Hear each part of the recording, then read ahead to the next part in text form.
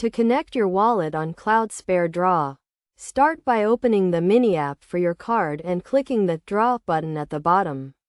Next, select the Exchange option and click the Continue button.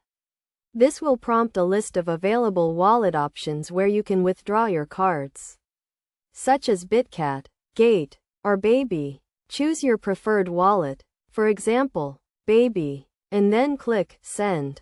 You will be asked if you have an account or if you want to create one. Select the corresponding option. If you already have an account, enter your account details, including your UID, deposit address, or other required information. Once you've filled in the necessary details, click the Send button to transfer your money to your wallet. By following these steps, you can successfully connect your wallet and receive your funds.